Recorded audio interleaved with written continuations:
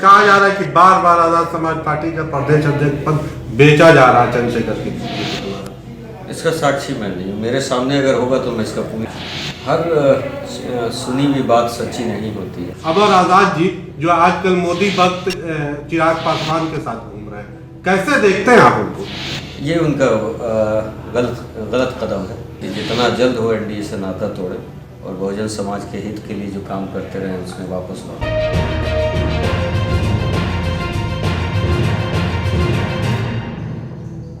इस वक्त हैं हमारे साथ आज़ाद समाज पार्टी के पूर्व प्रदेश अध्यक्ष जौहर आज़ाद साहब। जौहर आज़ाद साहब, राजनीतिक हल्के में पटना की ये बात कही जा रही कि जौहर आज़ाद साहब दल बहुत बदलते, क्या चक्कर है? देखिए, 3 पार्टियों का इतिहास मेरा रहा है जी। मैं और मेरी राजनीति बहुजन मूवमेंट से ही शुरू हुई है और पूरी तरह से विचारधारा भी बहुजन पे ही में आधारित रहती है हमारी। आपने देखा कि पहले मैं वामसेफ की पार्टी का प्रदेश अध्यक्ष था, उसके बाद में मुझे राष्ट्रीय कमेटी में भेजा गया उन लोगों के द्वारा। तो मैंने कहा कि मैं बिहार की ज़मीन पर लौटा हूँ और बिहार के लिए ही पहले कुछ करना चाहता हूँ, उसके बाद मैं देखूँगा। मेरा व्यक्तित्व इतना बड़ा नहीं है कि मैं पूरा देश संभाल सकूँ। उसके बाद एक इतिहास, जदयू का बहुत छोटा सा कार्यकाल था 30 महीने का। आप चुनाव के वक्त प्रदेश अध्यक्ष थे, राजद से अलायंस की बात चल रही थी, बाद में तेजस्वी यादव जी ने जो है लात मार दिया चंद्रशेखर को, ऐसा जो है शब्द यूज कर रहे हैं कुछ लोग जो चंद्रशेखर जी के विरोधी हैं।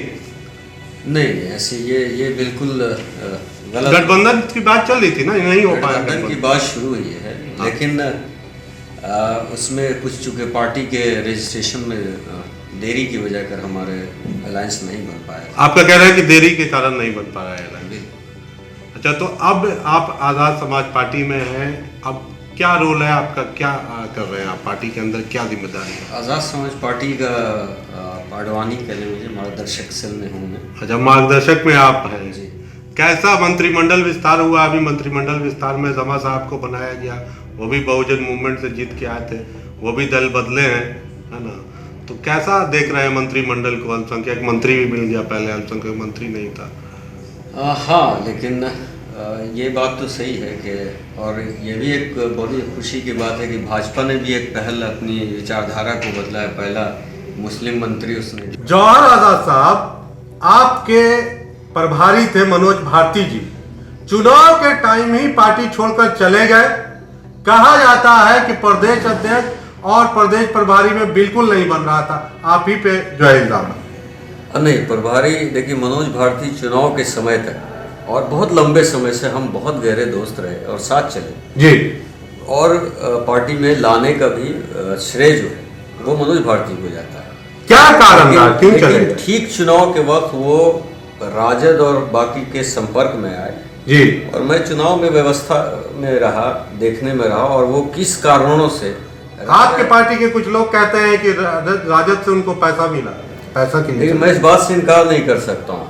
अच्छा, कि हो सकता है कि आपके मित्र लोग जो है ऐसा भी कर रहे हैं। नहीं, मित्र हैं, लेकिन राजनीतिक तौर पे हम दोनों के रास्ते अभी अलग हैं। अच्छा, लेकिन मैं इस बात से भी इनकार नहीं कर सकता कि राजद ने उनको प्रलोभन दिया, हाँ, या आगे की रणनीति में उनका साथ देने जा रहे हैं। क्या उन लोगों में डील हुई है मैं नहीं बता सकता, लेकिन राजद से उनके रिश्ते क्या थे, कैसे थे, बातें हो रही थी, चर्चाएं उनके साथ हो रही थी, इसका साक्षी। आपको तो प्रदेश अध्यक्ष पद पैसे उसे पे नहीं मिला था, आपसे भी कुछ पैसा लिया गया प्रदेश अध्यक्ष पद के लिए?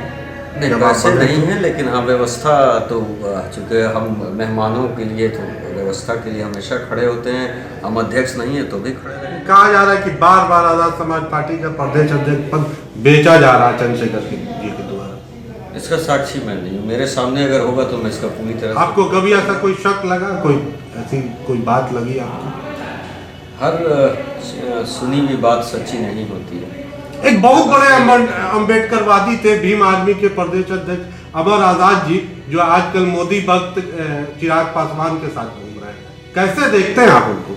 ये उनका गलत कदम है। मैं इसका गलत कदम करता हूँ। मैं मशवरा दूंगा अपने भाई को कि जितना जल्द हो एनडीए से नाता तोड़े और बहुजन समाज के हित के लिए जो काम करते रहे उसमें वापस लौटे। कभी बातचीत हुई अमर आजाद जी से आपकी कि भाई अम्बेडकरवाद से ये मोदीवाद वाले चिराग पासवान तक कैसे आप पहुंच गए? कभी दोस्ती में या राजनीतिक तौर पे कभी बातचीत हुई? नहीं, चुनाव के समय में हम लोगों की बातें नहीं हो पाई है। अब फुर्सत मिली है तो कहीं ना कहीं ज़रूर मुलाकात होगी और मैं पूछूंगा आपसे।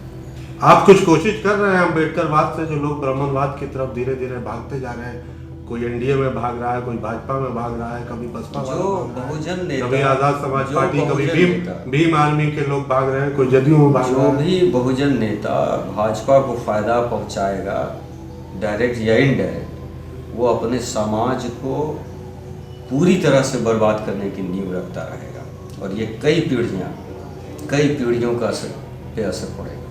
मैं सारे बहुजनों भाइयों को कहता आजाद समाज पार्टी में भी कुछ अंदर अंदर जातिवाद चल रहा है क्या? आज़ाद समाज पार्टी में अभी ऐसी बातें देखने को नहीं मिली हैं।